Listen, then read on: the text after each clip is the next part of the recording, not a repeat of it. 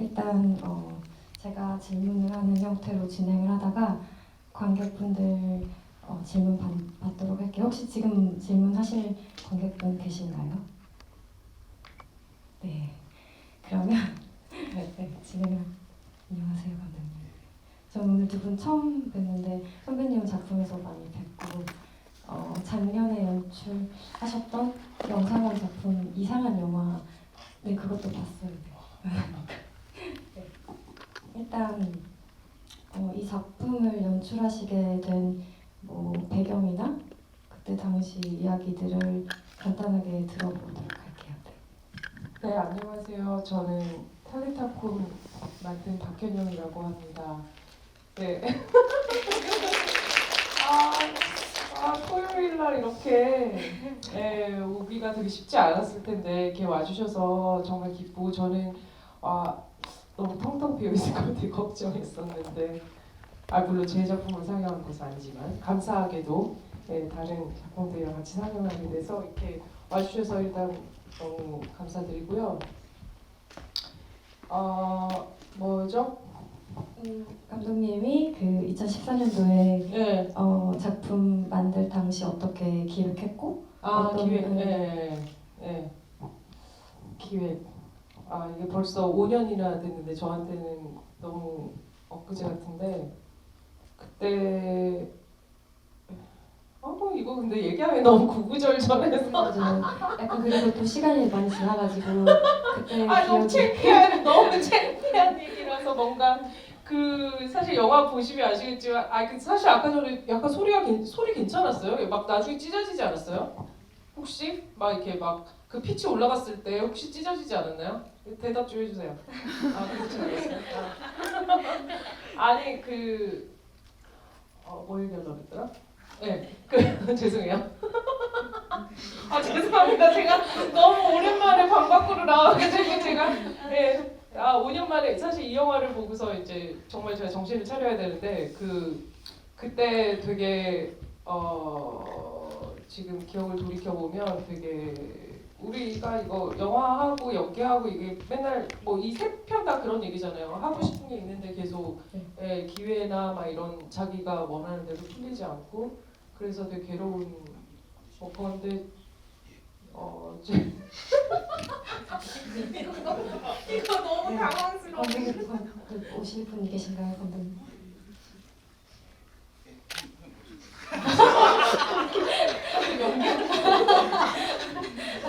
지금 혹시 누가 뭐 찍고 있는 건가요? 네. 아이고. 급하신 거.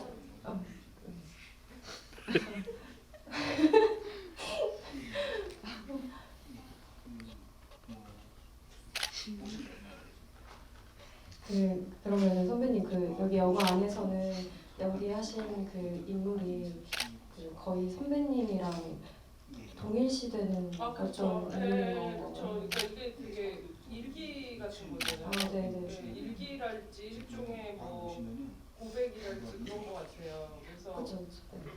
잠깐만요. 지금 제가 할 수가 없어요. 네. 감독님.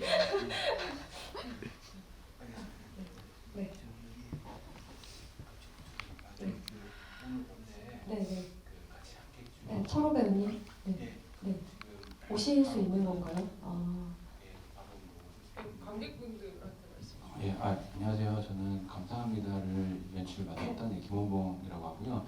저희 이제 주연 배우 해줬던 송도로 배우님께서 지금 방금 지금 광화문 쪽에서의 공연이 끝나시고 지금 오고 계시는 길이라고 하셔가지고 네. 아마 곧 오실 겁니다. 정말요? 인사가 좀 드리시죠. 예. 네, 그러면 이제 이어서 뭔가 선배님이 작품 만드실 때 당시의 얘기를 그냥 하시고 싶은 만큼만 해주시면 돼요. 네, 이게 별로 재밌는 얘기는 아니라서 근데 되게 일반적인 얘기고요. 그냥 저 때 굉장히 힘든 상황이고, 그러니까 연기하고 싶은데 배역이 기회가 주어져야 되는데 그러지도 못하고 이러지도 못하고 저러지도 못하고 그런 상황에서 약간 근데 제가 되게 굉장히 오랫동안 어렸을 때부터 되게 하고 싶었던 거고 그래서 이제 좀 뭔가 좀 약간 비장하게 네네. 예, 저 극 속에서의 그 여자도 그렇지만 좀 이게 아 내가 이거를 이렇게 좋아하는데 그러니까 완전 짝사랑에 완전히 거의 이제 그 열병을 앓다가 애가 약간 맛이 가는 그러니까 실제적으로 좀 그랬던 것 같고요. 실제적으로 저의 심리 상태 그렇다고 제가 이렇게 미치거나 이런 건 아니지만 그러니까 제 마음 속의 그 어떤 절절함이랄까 이런 것들은 되게 극에 달하고 그리고 아직 젊고 그리고 어떤 그만큼 에너지가 막 넘치고 이러니까 이제 그거를 어떤 해소할 만한 예, 그게 저한테 필요했고 근데 그것이 외부에서 주어지지 않았으니까 결국은 내가 해야 되지 않나 이런 생각을 해서 근데 어느 순간 하고 있었고요. 그리고 그때 동시에 그러니까 저 공간이 생겼고 그 다음에 그때 제가 저걸 이제 혼자 그래서 모든 거를 해보고 싶었어요 한번. 내가 이 영화를 이렇게 좋아하고 내가 여기 하고 싶은데 내가 이 사랑하는 대상을 얼마나 알고 있고 내가 얘를 위해 이것을 위해서 얼마만큼 뭔가를 할 수 있을까? 내가 실제로 무언가를 정말로 할 수 있는지 그러니까 내가 생각만 하는 게 아니라 무언가를 할 수 있는지 한번 저 자신에게 도전하고 싶었고 그런데 그때 스마트폰 그 아이폰 HD로 이제 상영할 수 있다고 그러더라고요. 그래서 그때 그거를 바꿨는데 그래서 그냥 그걸로 혼자 했어요. 다 예. 이거는 아이폰으로 촬영. 예, 그렇습니다. 그것도 예, 좀- 혼자 다 할 수 있다는 거 알았고요. 근데 이게 이제 제가 뭐 커말못인데, 그러니까 뭐 아무것도 모르잖아요. 네네. 사실 연기만 했고 뭐 그 전에 연극하고 뭐, 그러니까 전혀 영화 만드는 쪽에 대해서는 생각을 안 하고 있었는데 저거를 제가 혼자 찍고 막 이러는데 이게 왜 자기 일기장이나 이렇게 뭔가 너무 내밀하고 이렇게 되게 좀 창피하잖아요. 그러니까 이거를 누굴 보여줄 수가 없는 거야. 누굴 보여주는 것은 너무나 수치스러운 예, 그렇게 느껴지는 편집할 때도. 네, 그렇죠. 그래서 혼자 편집을 제가 혼자 할 수밖에 그렇죠, 없는 그렇죠. 거죠. 그러니까 제가 그러니까 제가 접근할 수 있는, 제가 가지고 있는 또 가난하고 막 이러니까 뭐 새롭게 또 뭐 크게 투자를 하거나 이럴 수 없는 상황이니까 그 최대한 그 상황 안에서 내가 할 수 있는 최대치였다고 생각해요. 지금 생각해도 굉장히 그냥 저는 저거를 할 때 제가 굉장히 자랑스럽고요. 되게 칭찬을 해주고 싶고요. 저 스스로를 네, 되게 잘 견뎌냈다. 그러니까 그 첫 번째 그 자유연기에서 그 니나의 독백을 보면 우리가 자기 십자가를 지고 어떻게 자기 인생을 견디냐 그 대사가 나오는데 저거 만드는 그 한 1년 동안 제가 그거를 한 것 네, 같아요. 그 예, 과정- 제가 갑자기 약간 이렇게 올라오는데 네, 연기나 작품에 대한 어떤 마음이나 굉장히 순수한 마음밖에 없었고, 그래서 그게 되게 물론 이후에도 계속 되게 힘들고 뭐 여전히 똑같아요. 근데 제가 저거를 이제 완결을 지었다는 것 자체가 굉장히 저에게 지금도 그 이전이랑은 되게 다르다. 그 작품 이전과 이후가 예, 다른 것 같아요. 네. 네, 그랬던 것 같습니다. 네. 그러면은 원풍 감독님이 연출하신 감사합니다에 대한 이야기 잠시 들어볼게요. 예. 저는 이제 작년에 이제 제가 학교를 이제 저는 2016년도에 들어왔기 때문에 이제는 뭐 한 2년 이제 올해 한 3년 정도 됐는데 그래서 이제 사실은 저도 뭐 오디션 프로그램 이런 거 좀 재밌게 잘 봤었거든요. 그래서 이제 뭔가 오디션을 보고 이런 뭐 장면이 나왔으면 좋겠다 이런 생각이 좀 들어서 근데 이제 오디션을 저희가 실제로 본 적은 없고, 그래서 이제 그래도 뭐 실제로 해본 거를 좀 해야 되지 않나 싶어가지고 그러면 이제 전에 뭐 배우분들을 뵙고 뭐 이렇게 한 거는 이제 좀 그래도 경험이 있으니까는 그거를 이제 그러면 하는데 그래서 제가 사실은 그 배우분들을 많이 배우면서 정말 너무 어렵게 사시면서도 그런 어떤 굉장한 그 탤런트를 갖고 계시면서도 워낙에 또 많은 분을 뵀었고 그래서 모든 분들에게 또 다 같이 뭐 즐거운 그런 장학도를 하지 못했었고 그래서 이제 좀 전사적으로 조금 또 이렇게 알고 지내다 보니까 또 좀 의미 있는 배역을 이제 얻는다거나 하는 그런 일들이 많이 없고 그렇기 때문에 이제 그런 좀 조연 같은 것들을 많이 주로 하시는 어떤 분의 뭐 하루 뭐 이런 거를 한번 뭐 다시 한번 만들어 보면 어떻겠냐 뭐 이런 게 아이디어가 좀 나와가지고 예, 그래서 이제 하게 됐습니다. 예. 근데 아까 전에 말씀드린 그 감독님 다른 작품 이상한 영화 그것도 제가 봤는데 그것도 사실 연출 역할의 주인공 그리고 남녀 배우들이 나오고 영화 현장에 대한 이야기잖아요. 그러면은 만약 뭐 학교 뭐 영상원 거기 들어가서 만든 작품이 두 작품 다 어떻게 보면은 이 일을 하는 과정의 이야기네요. 좀 약간 메타적인 그런 형태가 있긴 있는데 네네. 그래서 이번에는 절대로 그러지 않으려고. 아 이제 예. 다음 작품은 관련이 없는 그 연출자나 연기자에 대한 이야기가 아니라 예. 다른 이야기를. 예, 사실 제가 제가 이제 최근에 네네. 그 어떤 극한 직업이라는 영화를 네네. 또 유명하다길래 가서 봤는데 네. 아 정말 이렇게 해야 되는구나. 어. 많이 배워봤습니다. 예, 어쨌든 뭐 때리고 부수고 막 난리 나고 예, 그런 뭐 그래야만 이제 보시기 때문에 예, 이번에는 하여간 큰 어떤 뭐 의미나 주제나 심오함이나 뭐 인간에 대한 고찰이나 뭐 이런 거는 예, 최대한 멀리 하게 됐습니다. 아.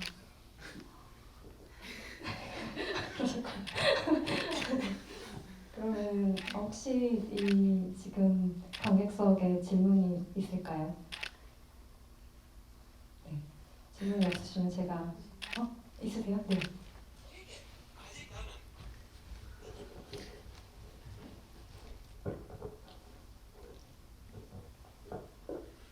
전 영화 감사합니다에 질문하고 싶은데요. 손금을 왜 본 건지, 손금을 본 건지, 손을 본 건지, 그리고 오한마로 왜 벽돌을 깨달라고 한 건지, 무슨 배경을, 그러니까 배경을 위한 뭔데 그게 무슨 말인지, 그리고 왜 마지막에 감사합니다 하면서 그렇게 넘어지는 동작을 한 건지, 그리고 왜 현장 오디션으로 오게 된 건지도 궁금하고요. 네. 그러니까 그 뒤에가 다 궁금해요. 그러니까 그 옆에서 개구리남이 연기를 하고 감독인 것처럼 보이는 두 사람이 그걸 오디션을 보잖아요. 그 뒤에 설정이, 그러니까 앞에 설정은 되게 현실적인 설정인데 뒤에는 거의 판타지에 가까운 그런 설정을 하신 이유가 궁금하고요. 판타지 설정을 했는데 전혀 판타지가 이루어지지 않잖아요. 그런 것들에 대해서도 그러니까 결말이 또 너무 현실적인 거에 대한 것도 궁금해요. 저도 질문을 하고 싶었는데 그 철호 배우님이 그 경찰서 장면을 연기하는 그 이전과 그 오디션장으로 향하는 그 이유가 되게 톤이 다르게 느껴지잖아요. 어떻게 보면 뒷부분이 되게 비일상적으로 흘러간다고 해야 되나요? 그 감독 역할 하는 그 두 배우님들은 같은 옷을 입고 있고 또 뒤에 배경으로는 그 다리가 이렇게 쫙 펼쳐져 있고 그 해머를 이렇게 치는 것부터 시작해서 그 이후에 손을 뭔가 스캔하고 이 감사합니다 하면서 절을 하는 장면이 저도 궁금했습니다. 네, 답변 부탁드립니다. 예, 그래서 이제 하여간 처음에 그 시나리오 자체 목적이 이제 어떻게 하면 그 주인공이 가장 중요하게 그날 제일 자기를 행복하게 만들었었을 그 어떤 순간, 그러니까 그 영화 저기 오디션 보러 가기 전에 그 현장에서 막 굴르다가 전화를 받잖아요. 이제 그래서 그거가 너무 좋은데 거기에서 이제 아마 그 사람의 어떤 심리는 거기 가면서 너무 좋았을 거라는 거죠. 그러니까 약간 자기 세계로 이제 가는 거고 이제 그러니까 조금 영화도 좀 그런 거에 맞춰서 이제 조금 비현실적으로 이제 간 게 있었고요. 그래서 이제 거기에서도 이제 본인이 물론 비록 자기가 이제 뭐 주인공으로 이제 될 거야 해서 갔었지만은 약간 생각 외로 또 이제 그런 기회가 또 쉽지가 않고 실제로 막다뜨려 보니 자기가 생각했던 그런 환상이 아니고 이제 그래서 좀 당황스러워하는 그런 부분인데 그래서 이제 벽돌을 이제 깨는 거는 이제 사실은 저는 이제 그런 어떤 인간관계나 이런 것들이 사실 뭐 거래나 뭐 이런 것들에서 기반됐다기보다는 사실은 뭐 그런 사람 대 사람으로서 만나면은 그런 것들은 좀 그 뒷전에 사실은 일들이잖아요.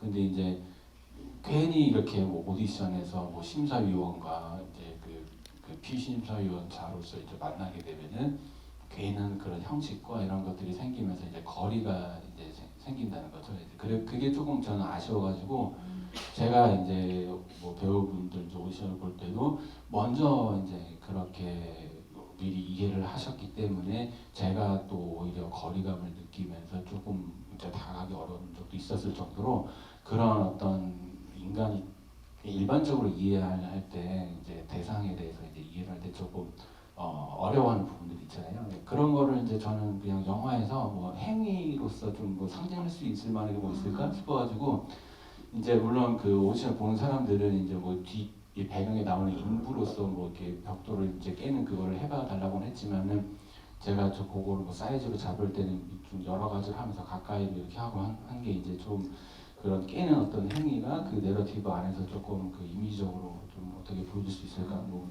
어떤 제안을 할 수 있을까 싶어가지고 그렇게 생각하고요. 그다음에 이제 뭐 손금을 봤다 이제 그 행위가 갑자기 일어나서 뭐 보여준다시피 일어나가지고 막 여기 저기 절을 하다가 이렇게 손금을 보고서 절을 하잖아요. 근데 저는 이제 그거는 제가 좀 행위 예술 좀 이런 거 좀 좋아해가지고 좀 그런 걸 몇 개 많이 보다가 좋아해서 그 좋았던 게 있었는데 그 클립에서 그 무슨 뭐 단체 뭐 심리 치유 이런 게 있었거든요. 그래서 이제 그 동그랗게 다 같이 이제 뭐 둘러 모여 앉아가지고 이제 한 명씩 이제 중에 나가서 무슨 뭐 심리 뭐 체험이나 이런 그런 뭐 행위 예술 이런 걸 하는 그런 자리였거든요. 네. 근데 이제 어떤 사람이 나가더니 눈을 감고는 대뜸 그러니까 랜덤 디렉션으로 아무데나 절을 하면서 뭐 죄송하다고 하면서 절을 하다가 갑자기 다가서 손금을 본다는 거죠. 근데 그게 뭔가 상징하는 바가 이제 현대 사회에 약간 좀 각박하고 되게 거리가 있고 외롭고 뭐 다 차단된 것 같은 그런 이제 이렇게 살면서 이제 그거를 그냥 다 약간 없애는 그런 행동인 것 같았어요. 그러니까 그런 게 다 상관없고 그냥 뭐 다 같이 인간이고 서로 사는 거고 한데 내가 갑자기 네 손을 잡는 게 뭐가 이렇게 큰 대수면 예? 그냥 네 손이 어떻게 생긴지 볼 수 있는 거 아니겠느냐. 예, 그런 느낌이 좀 들었어가지고 만약에 이 배우가 이제 마지막에 어떤 그런 자기 자신의 어떤 인간적인 아쉬움도 있었겠지만 뭐 그런 일적인 그런 자기가 기회가 오지 않아서 그것도 아쉬웠겠지만 사실 인간적으로 좀 아쉬울 수 있는 거잖아요. 네. 그러니까 그런 것들이 복합돼가지고 뭐 행위로서 그렇게 나타날 수 있지 않았겠느냐 그런 의미에서 이제 그렇게 혹시 답변이 되셨나요? 네. 또 질문 혹시 있으시면 해주시고 네, 제가 그러면 현영 감독님한테 질문할게요. 그러니까 작품 제목도 의미가 있는 뜻이 내포되어 있는 탈레타쿰 소녀는 일어나라 그런 의미고 그 안에 계속 반복되어서 나오는 독백이 안내일기 그 대목이잖아요.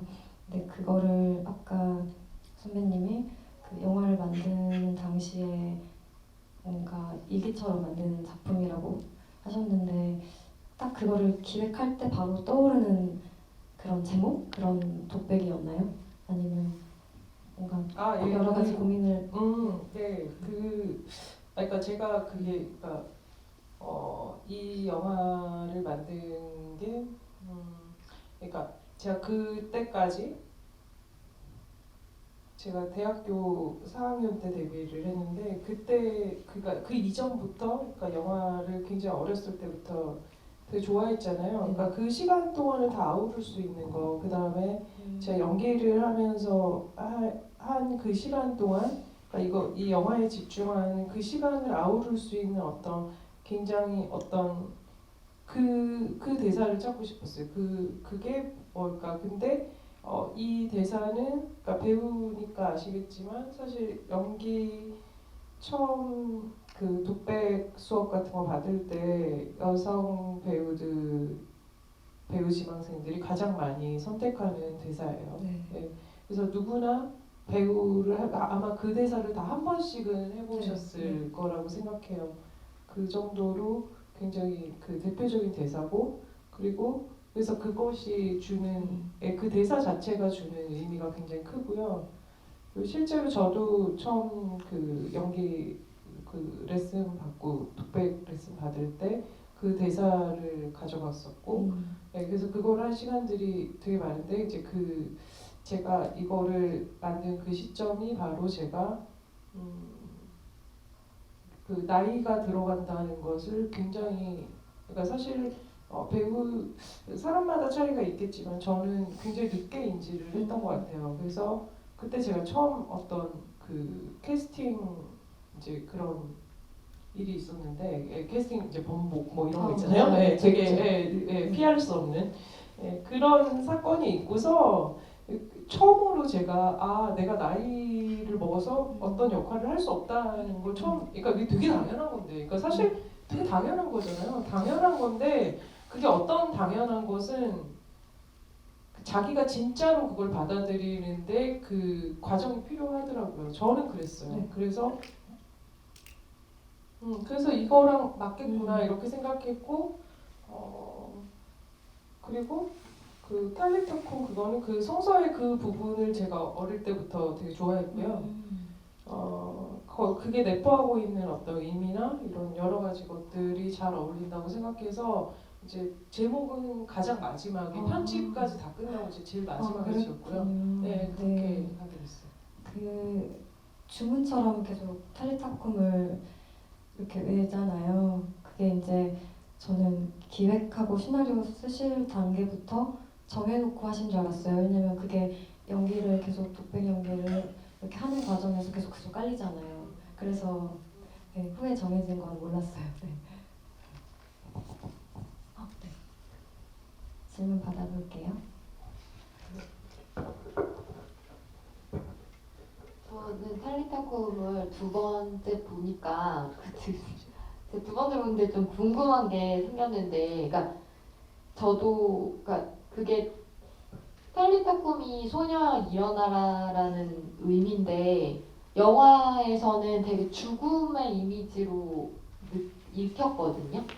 그래서 마지막에 이제 그 문을 열려고 하는 그 장면이 저는 이모가 들어올 것 같은 그런 유령이 들어올 것 같은 그런 이미지가 되게 있었어요. 근데 왜 그런 죽음의 이미지를 쓰신 거고 마지막에 왜 그 여자가 완전히 백발이 되는지도 좀 궁금해요.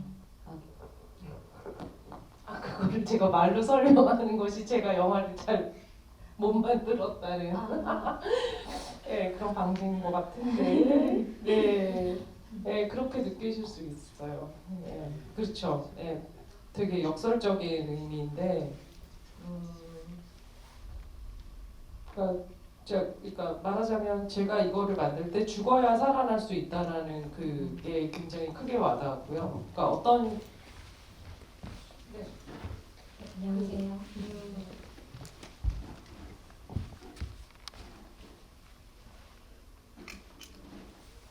죽어야지 일어날 수 있잖아요. 깨어날 수 있는 거고.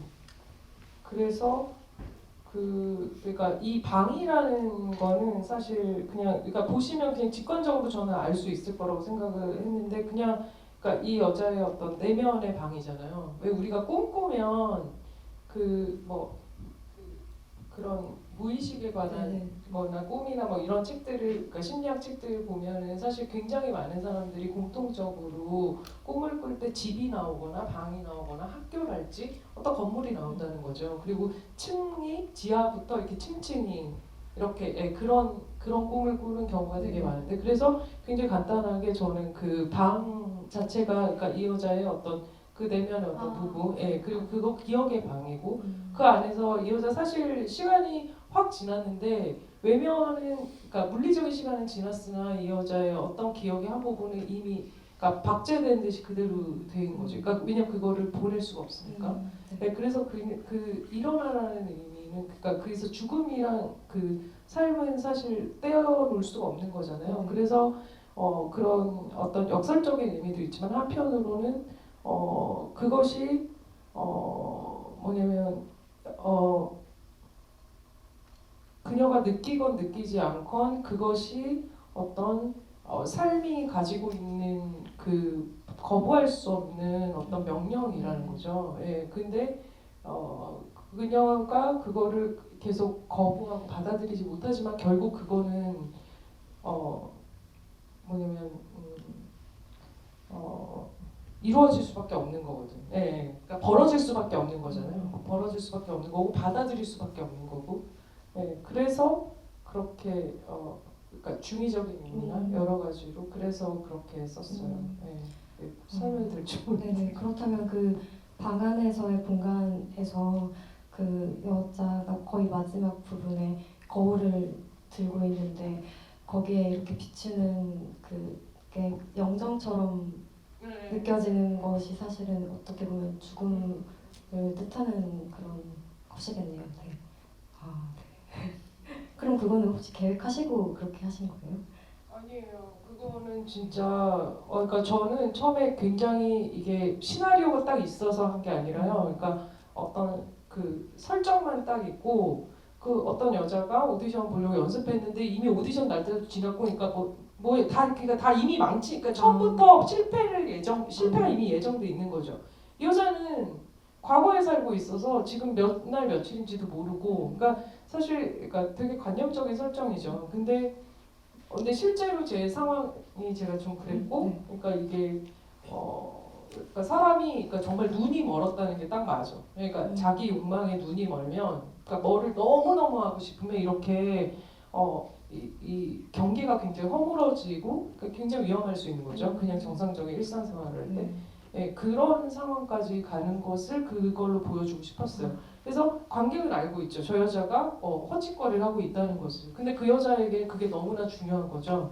예, 그래서 처음에는 그 상황만 있었고 그거를 어떤 식으로 매듭을 지을지는 정말 제가 몰랐어요. 그걸 정말 계속 찍고 또 어느 날 그 거울에 그렇게 비쳤어요. 진짜로. 네네. 그냥 원래 거울을 본 네. 건데 그게 그 모서리 이렇게 몰딩한 네네. 그게 딱 예, 그렇게 색깔도 돼서 중요하게. 그냥 되게 재밌더라고요. 예, 그게 정말 저기에 나오는 그 과정을 그러니까 사실 어떻게 보면 그러니까 다큐라고 볼 수는 없지만 시나리오가 제가 자기적으로 만들었다기보다는 처음에 계획한 대로 이렇게 찍었다기보다는 그거를 찍는 저걸 한 6개월 정도에 걸쳐서 찍었는데 3개월에 걸쳐서 찍었는데 매일 일어나서 제가 촛불을 켜고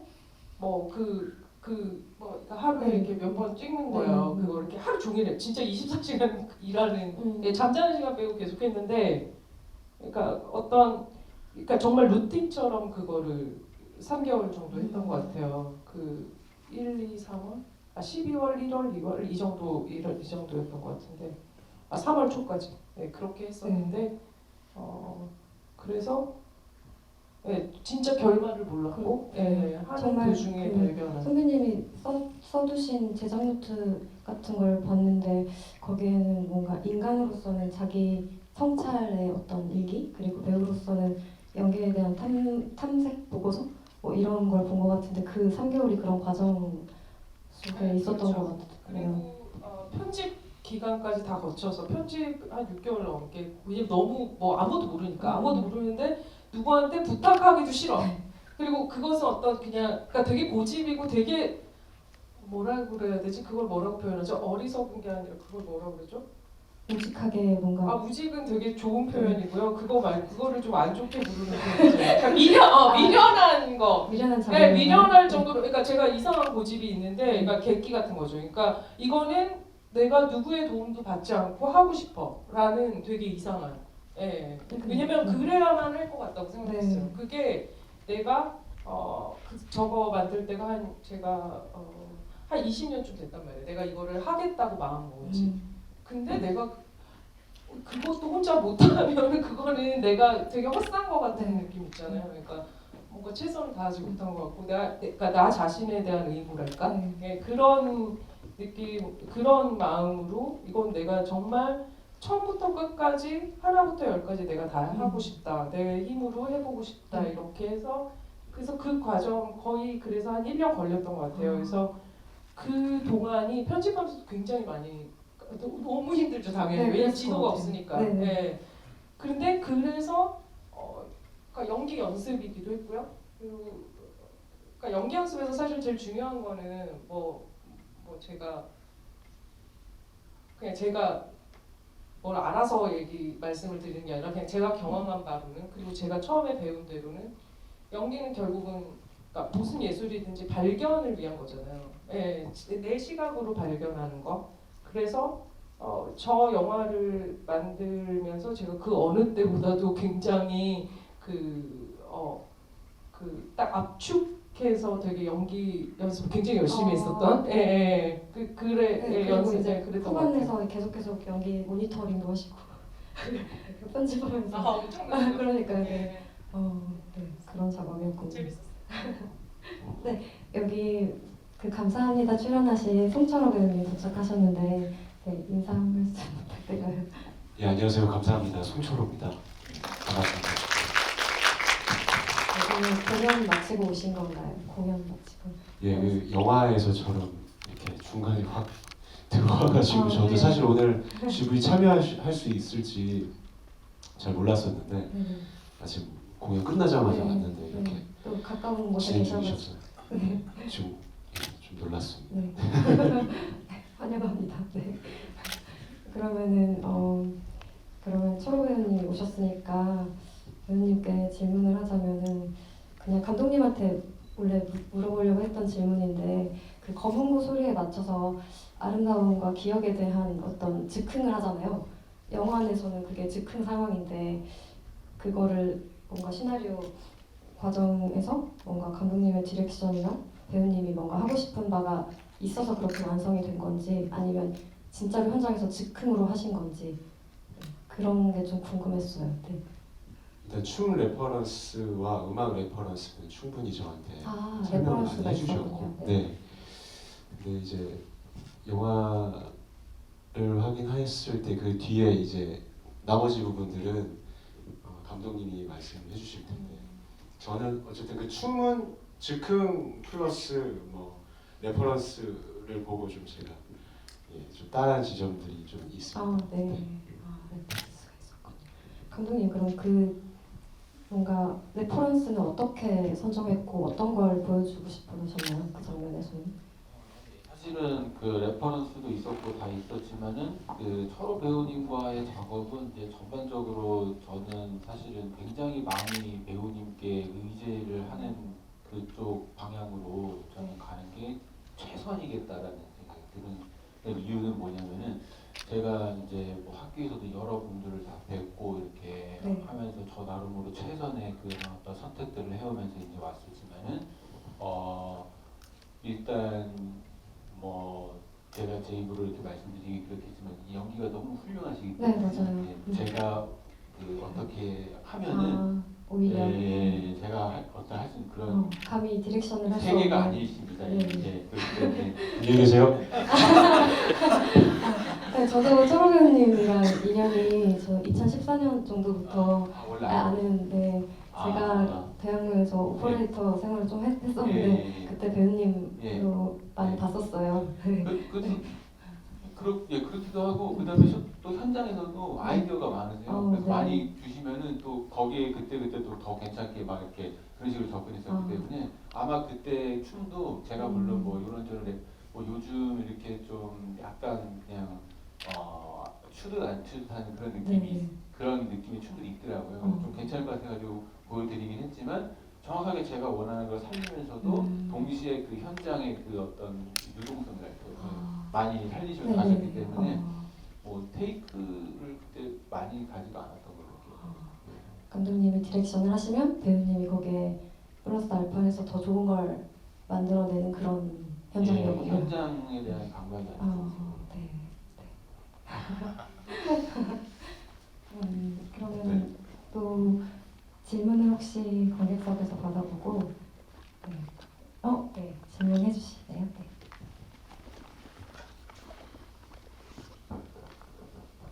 저는 박하영 감독님 예전부터 영화에서 되게 많이 뵀는데 예전 홍상수 감독님 영화부터 해서 연기 스펙트럼이 굉장히 넓으시잖아요. 그래서 사실 제가 사적으로 배우님을 모르지만 그래도 뭔가 영화랑 방금 해주신 말 듣고 나니까 영화가 되게 뭔가 뭉클하게 느껴지는데 영화에서 제일 그 감명 깊었던 장면이 사실 창문을 딱 열고 난 다음에 눈물을 흘리잖아요.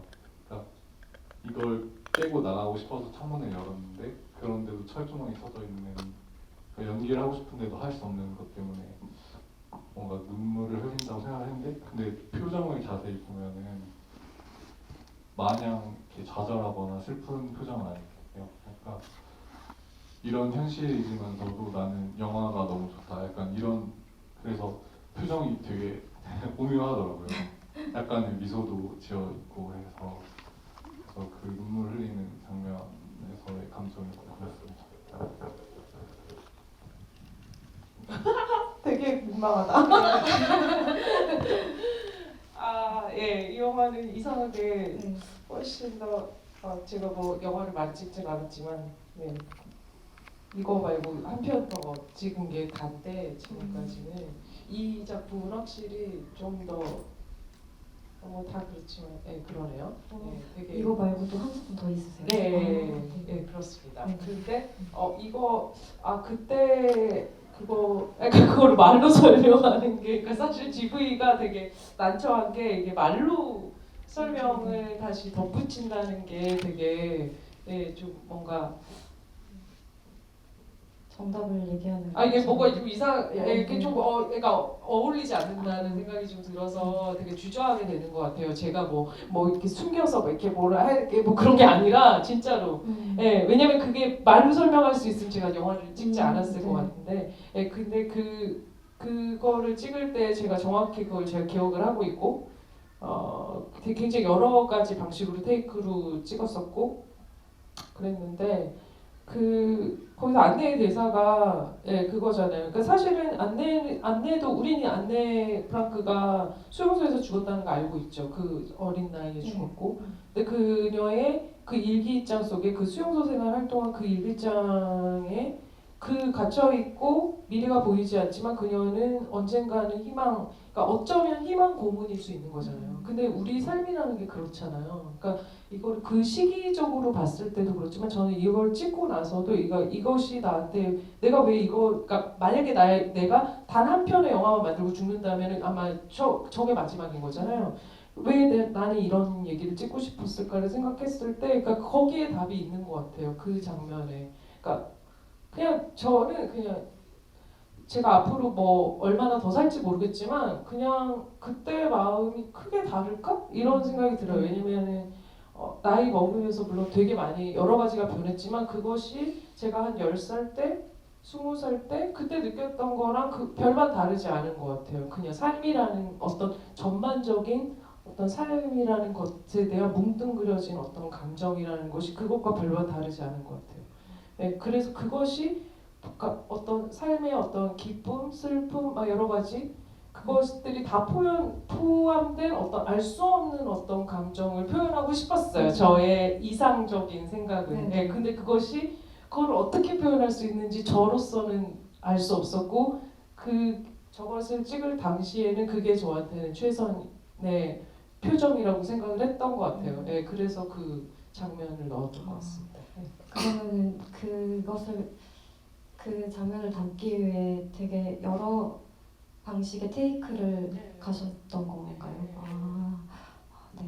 연기 연습했어요. 네. 좀 민망하더라고요. 혼자 이게 뭐 하는 짓인가? 이게 진짜 잠깐 제가 저거를 혼자 찍고 있는 저의 모습은 정말 웃겨요. 그거를 만드는 전 과정을 거쳐서 정말로 재밌어요. 그래서 제일 많이 쓰는 게 그러니까 인생은 멀리서 보면 예, 아니 가까이서 보면 비극이고 멀리서 보면 희극이지. 그 음. 말이 정말 정확히 예, 딱그 예, 가리키는 그 네, 그- 상황이 저의 네. 상황이어서 재밌네요. 다큐가 될 뻔했네요. 그러니까 누군가가 선배님 작업하시는 거 계속 찍어서 재미는 없을 거야. 그렇게 예, 지겹지 않을까요? 아. 예, 너무 똑같아서. 네.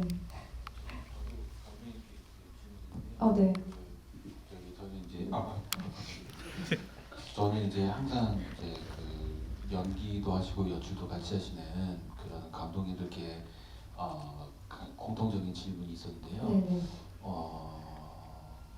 어떻게 연기와 연출을 이제 같이 하실 수가 있는지, 예를 들면 이제 OK 컷과 이제 뭐 NG 컷과의 구분을 저는 이제 만약에 제가 연기라면은 이제 그걸 못할 것 같거든요. 네네. 정말 그 자아 분열이 일어나지 않고서야 아니면 천재거나 그래서 이제 그런 게 좀 궁금해요.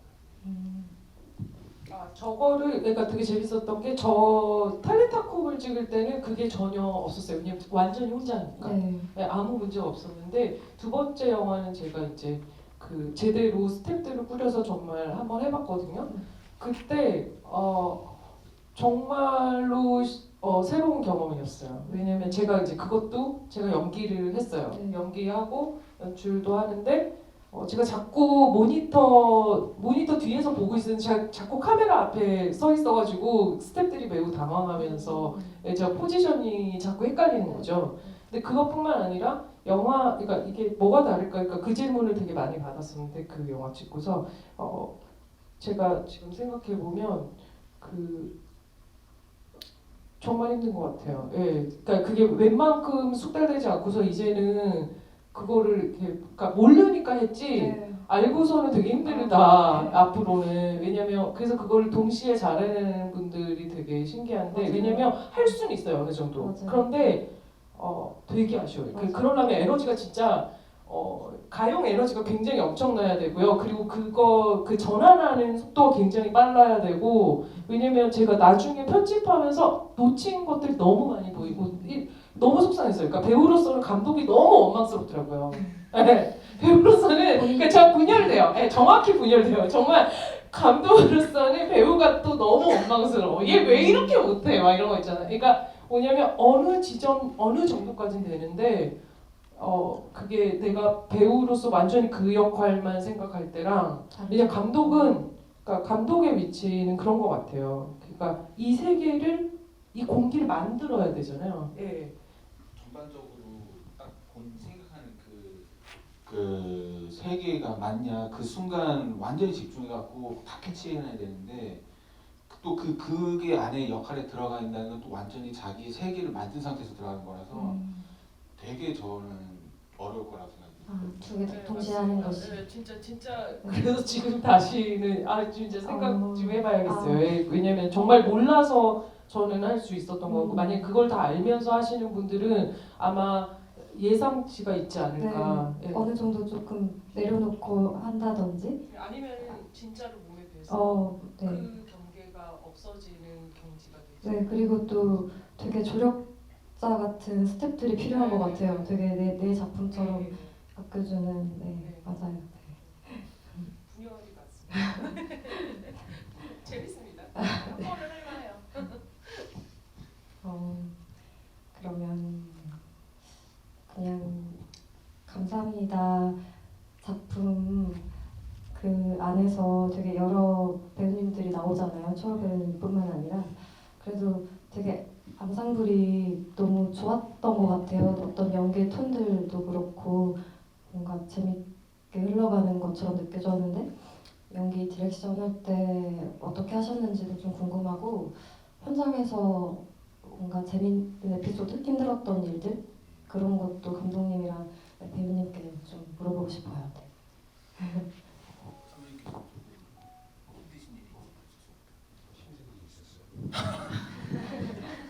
힘든 일이 있었나요?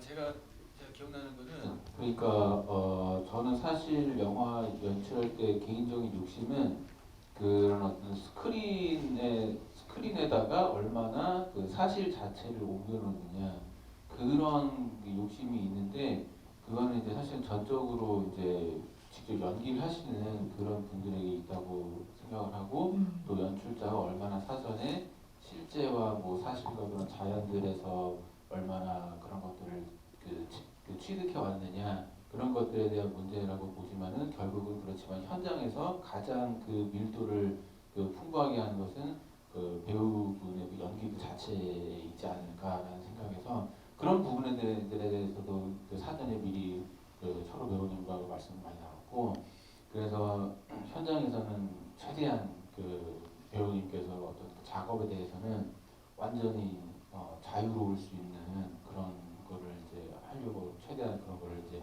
환경을 만들기 위해서 정신적인 그런 환경을 만들기 위해서 좀 노력을 했었던 것 같고요. 그리고 이제 또 철호 배우님께서도 굉장히 그런 부분으로 많이 도움을 많이 해주셨고 또 그런 만큼 또 사실 롱테이크가 좀 있었고 그다음에 뭐 화장실에서 독백하는 거나 이런 것들은 좀 장기간에 그러니까 좀 한 5, 6분간의 그런 집중력이 필요한 거잖아요. 그래서 그런 부분들도 뭐 가감 없이 충분히 그 안에 들어가 계실 수 있게끔 좀 사전에 그런 부분에 대한 이해를 같이 많이 공유를 했었고 다만 제 생각으로는 조금 저희가 섬에서 찍을 때 그 춤을 좀 오래 췄거든요. 그때 조금 힘드셨을 거예요. 거기가 섬이에요? 섬이라기보다 이제 서울시 내에 이제 거기 노들섬인가? 네, 노들섬. 노들섬. 네, 노들섬 아래 거기 내려가면 그 막 공간이군요. 이상한 데가 있어요. 저는 사실 그걸 힘들다고 생각은 안 했고 감독님이 그린 세계가 되게 흥미로웠어요. 그래서 사실은 완전히 제가 다 이해하고 했다고는 좀 이야기하기 좀 어려운 지점이 있는 게 춤은 왜 갑자기라는 생각이 좀 있었는데 막상 추다 보니까 약간 무아지경 약간 거기까지 가버려서 사실 그때 제가 막 시키지도 않았던 막 구르고 막 달리고 막 이랬었던 지점이 있었는데 그거는 그 아까 정신적으로 좀 자유롭게 좀 풀어놔 주셔서 일단 뭔지 모르겠지만 뭐 해볼 수 있는 것까지 다 해보겠습니다 이렇게 하면서 하다 보니까 얼쑤 좋다 뭐 이렇게 돼서 이렇게 됐는데 결과적으로는 이제 담긴 거는 몇 번 안 되지만 뭐 그렇게 좀 배우가 자기 스스로 좀 창조하고 재미있게 뭔가를 할 수 있도록 장을 마련해 주셨던 것 같아서 재미있었어요. 근데 그 테이크는 좀 길게 가져갔는데 네. 한 곡당 한 3분 되잖아요. 네. 그거를 한 5테이크를 안 쉬고 계속 했었거든요. 그러다 보니 나중에 좀 탈진이 오셨어요. 그렇군요. 네, 방금 그냥 갑자기 그 장면을 떠올리는데 아주 별거 아닌 질문일 수 있는데 머리 스타일이 그 작품을 위해서 뭔가 이렇게 미신 건지 아니면 원래 그때 뭔가 다른 일로 머리가 되게 반삭? 약간 짧은 머리잖아요. 그때 원래 머리가 딱 그런 상태 있었는데 네. 저도 정확히 생각했었던 이미지였어서 되게 잘 어울리는 것 같아요. 예. 네, 지금이랑 되게 이미지가 다르신. 네네네. 그때 2년 전인데 그때 저 공연 때문에 아마 삭발을 하고 있다가 조금 기른 상태였었던 것 같아요. 네. 혹시 또 질문 있으실까요? 그 선배님 그 작품 그 되게 사운드가 인상적으로 좀 느꼈고 그것 때문에 조금 더 뭐라 해야 되지? 이상한 어떤 기운을 이렇게 빨려 들어가는 느낌이라고 해야 되나요? 그런 걸 좀 느꼈는데 이게 아까 선배님이 말씀하신 것처럼 그 기획 단계에서는 사운드도 없었던 거일 거 아니에요. 그러면은 편집하는 과정에서 뭐 내레이션 대사나 아니면 효과음이나 음악은 또 누군가 해주신 크레딧을 본 것 같은데 어떻게 조율하고 만드셨는지 좀 궁금해요. 네, 이제 보니까 저걸 제가 혼자 만들었다니까 되게 창피하네. 딱 이게 그거 음악이 음악, 있죠. 예, 음악. 음악이 예, 저희 오랜 친구가 있는데 그 고맙게도 해주셨고 그 도움만 딱 받았고요. 네네. 나머지 음향이나 이런 거는 그 무료로 네네. 다운받은 다 그런 사이트에 써주셨더라고요. 그 사이트에서 제가 원하는 음향들이 되게 많이 있더라고요. 그래서 열심히 찾아서 뭐 믹싱이랄 것도 없이 그냥 제가 그냥 트랙 이렇게 저렇게 하는 거 쌓아가지고. 이거 쌓아가지고 아, 해주고 막 이게 재밌더라고요. 아, 네. 아, 네, 제가 그렇구나. 그런 거 좋아해서 그렇게 했습니다. 아, 네. 질문 있으세요? 네. 저는 영화 너무 잘 봤습니다. 그 할리닷컴 박현영 감독님께 여쭤보고 싶은 게 있는데 좀 되게 어이없는 질문이에요. 제가 사실 무서운 거 정말 무서워하거든요. 근데 그 촬영을 거의 3개월 가까이 혼자 하셨다고 했는데 그 촬영 장소에 초랑 약간 이런 의식 도구들이랑 이런 게 좀 널브러져 있는 그런 장소에서 먹고 자고 촬영하고 하셨을 때 혹시 무섭지 않으셨나요? 정말 어이없는 질문인데 너무 궁금했어요. 제가 그런 겁은 없는. 네, 제가 사실 저는 그런 게 별로 없어요. 옛날에 그 촬영 다닐 때도 제가 조그만 차를 몰고 그때 막 이것저것 막 막 이렇게 영화들 막 그 붐일 때라 가지고 되게 많이 다녔을 때인데 한 2006년도인가 그때 이제 전라도 쪽에서 찍고 강원도로 다음날 새벽 밤샘하고 새벽 이래가지고 제가 그러니까 한 잠도 못 자고 거기서 이제 가는데 겨울이었어요. 겨울에 이제 설악산에서 찍는 영화였는데 거기까지 가는데 진짜 귀신 나올 것 같은 그때만 이제 내비 없을 때였거든요. 이제 국도 이렇게 지도 대충 보고서 이렇게 대충 이렇게 가는 거예요. 제가 길을 되게 잘 찾아요.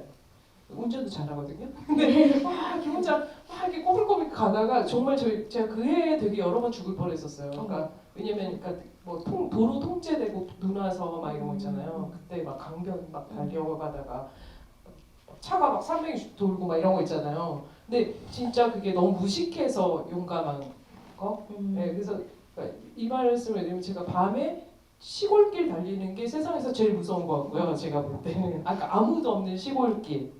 네, 뭐가 튀어나올지 모르는. 그래서 그게 제일 무섭고 그게 무섭나요? 이게 그 영화가? 이렇게 그 찍으실 그러시나요? 당시에는 이제 매일매일 루틴처럼 하셔서 몰랐을 수도 있는데 저도 약간 보면서 저는 사실은 무서워, 제가 무서워, 정말 무서워. 넣고 싶은 게 있었는데 원래는 이 영화를 사실은 저는 되게 더 야심차게 그러니까 다른 야심이 아니라 기술적인 야심 이런 거 말고 그 내용 자체가 원래는 저기서 이제 막 격투씬이 일어나고 그래서 그림자로 막 이렇게 나오고 막 그런 걸 해보고 싶었어요. 근데 정말 진짜 혼자는 못 하겠더라고요. 혼자 안 되고 그다음에 조명이 필요하고 이래가지고 여러 가지 이유로 그래서 없앴어요. 그래서 결국 촬영 못했는데 한 번은 제가 쓰지 않은 장면 중에 근데 그거는 이제 내용으로 제가 연결을 시킬 수가 없어서 결국은 포기했는데 어느 날 정말로 제가 거울에 비친 제 자신의 모습에 너무 놀라서 그게 진짜로 어떤 다른 존재인 줄 알았어요. 왜냐면 검은 곳에서 그러니까 제가 몰랐는데 제가 벽에다가 거울을 세워놨었던 거예요. 근데 그 거울이 저희 집에 그러니까 제 전신 약간 되게 액자형으로 되게 큰 거울 있잖아요.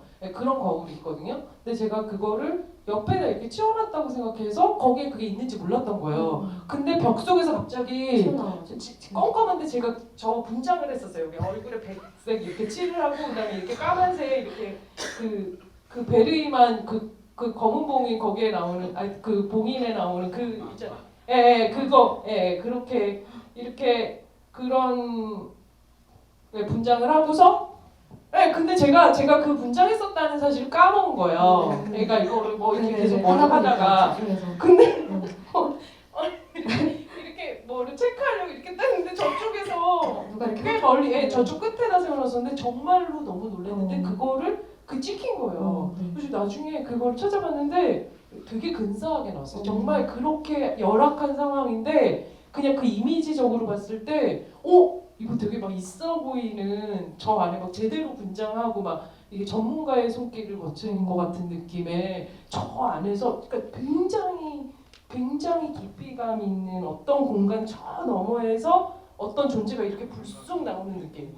네 맞아요. 근데 그거는 사용하지 않으셨나요? 할 수가 없더라고요. 왜요? 아니 그게 이 내용 자체로 연결을 했을 때 그거는 그냥 그 장면 자체는 괜찮지만 이렇게 결국은 영화는 이렇게 장면과 장면이 이어지는 게 더 중요한 그러니까 그거를 도저히 넣을 데가 없더라고요. 그래서 아깝다. 놀라시는 분들도 정말 놀라시는 거예요. 진짜 네, 진짜 상황인데. 네 맞아요. 진짜 놀랐어요. 네 진짜 놀랐어요. 근데 놀랐다고 해서 이렇게 놀라지 않아요. 사람은 정말 그냥 놀라면 정말 말없이. 저 마음속 깊이에 커다란 울림. 음. 네 그렇게 놀라더라고요. 네, 그런 맥락에서 관객분이 해주신 질문 안에서 저는 되게 무섭다고 느꼈던 장면, 그러니까 뭔가 되게 인상적으로 기억에 남는 장면은 그 촛불을 배경으로 있는 그 실루엣이었던 것 같아요. 그러니까 뭔가 혼자서도 조명의 도움 없이도 그렇게 해내셨던 것 같아가지고.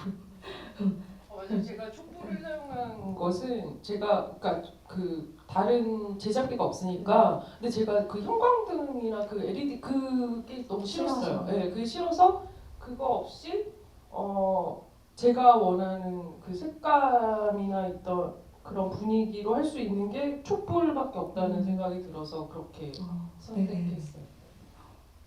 그러면 감독 감사합니다. 작품에 대한 질문 좀 하고 싶은데 작품 안에서 철호 배우님이 그 배우, 그러니까 실제 배우신데 배우를 연기하시잖아요.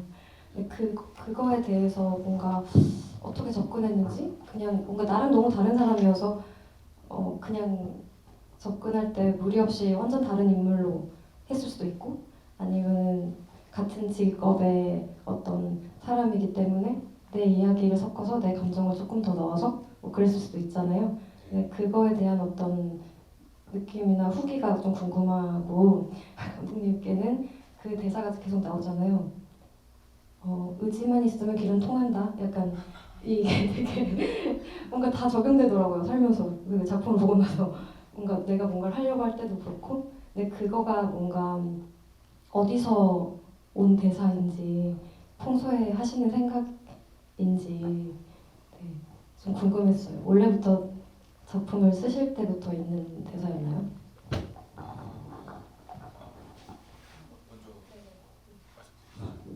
일단 첫 번째 질문은 배우라면 한 번쯤은 다 오디션을 겪고 그리고 뭐 다른 인물이라기보다는 예전에 제가 겪었었던 그리고 지금도 겪고 있는 일이라고 생각을 했어요. 그래서 뭐 인물 자체는 아예 뭐 다른 세계에 존재하는 인물이라고 생각을 안 했고 근데 다만 제가 되게 재미있었던 것은 감독님이 이 세계에서 배우를 그리고 이 세계 안에서 이 한 사람을 이렇게 고난스럽게 이야기를 계속 이 상황에 빠뜨리려고 하는 이유는 무엇일까를 계속 생각을 해보면서 그리고 잘 생각이 안 나고 설득이 잘 안 되는 경험해 보면서 부딪혀 보면서 이제 서서히 저도 알아갔던 것 같은데 아까 뭐 영화에서는 담기진 않았지만 그 한강에서 제가 한 10분 정도 그렇게 탈진을 하고 스태프들이 괜찮으세요라고 물었을 때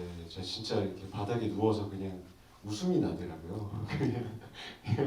근데 그게 완전히 영화에 다 드러나서 여러분들도 다 느끼셨을지 모르겠지만 그런 희열이 저는 찍으면서 있었거든요. 네.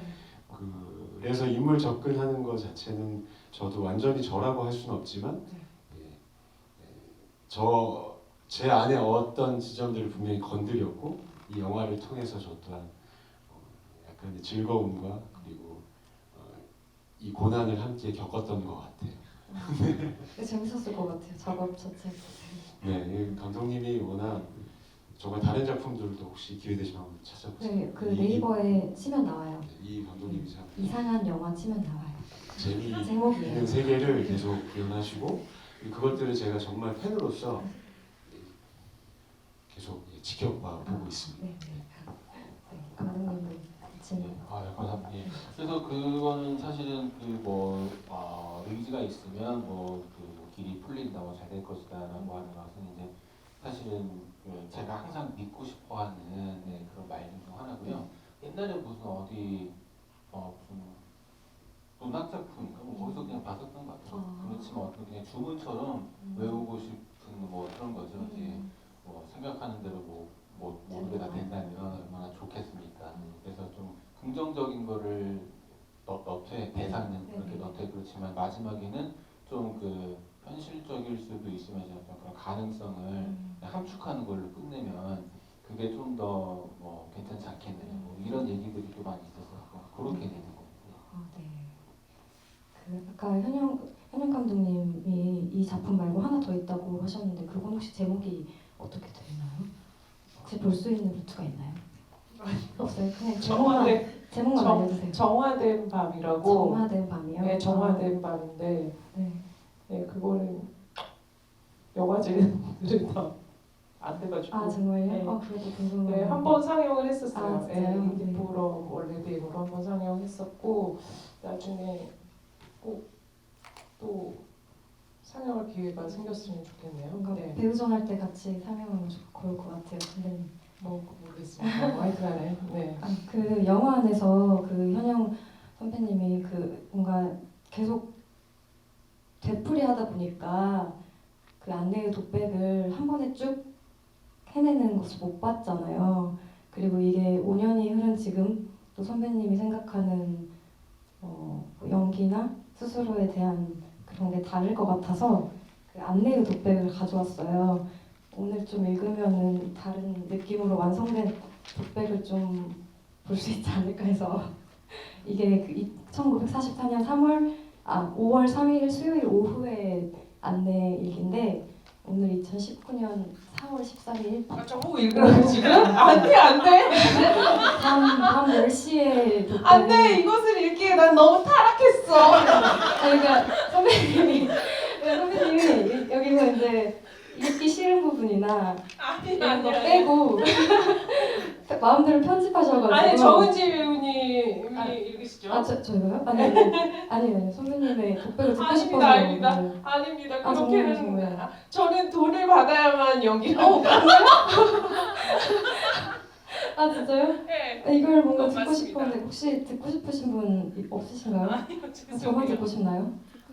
다 듣고 싶다고 하시는데 진짜 네네네 그러니까 뭔가 듣고 싶고 알고 싶은데 너무 이렇게 편집으로 이렇게 돼가지고 이렇게 풀 버전이 궁금하더라고요. 그래서 가져왔습니다. 네, 선배님 안 될까요? 네, 죄송합니다. 정말요? 네, 네. 그렇게 하지 않습니다. 저 단호합니다. 네. 그렇다면 네. 어쩔 수 없죠. 죄송합니다. 아름다운 고백이 그쵸, 네, 되게 좋은 글이에요.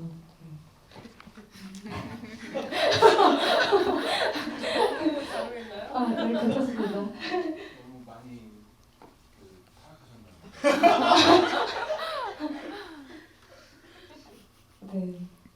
그렇다면 혹시 관객석에 한 번 더 질문 있으신지 물어보고 네, 마무리할까 해요. 네. 그렇다면 앞으로 뭐 요즘에 어떻게 지내고 계신지 혹은 앞으로의 계획 들어볼 수 있을까요?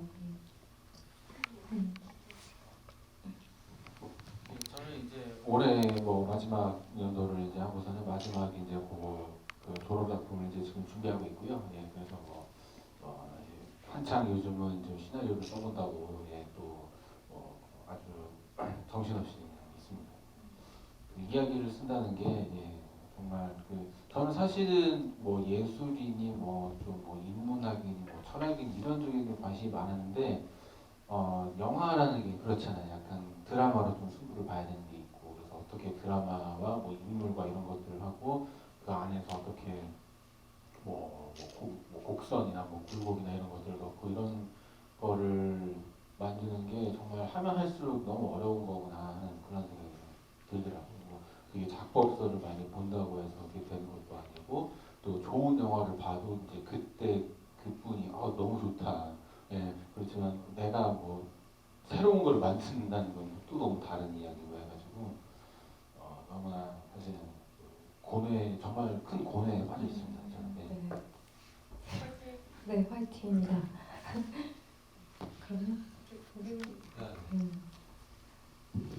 저는 저 영화 속의 인물처럼 뭐 매해 그리고 매 순간 계속 평가받는 혹은 그리고 도전받는 배우로서 계속 살아나고 있습니다.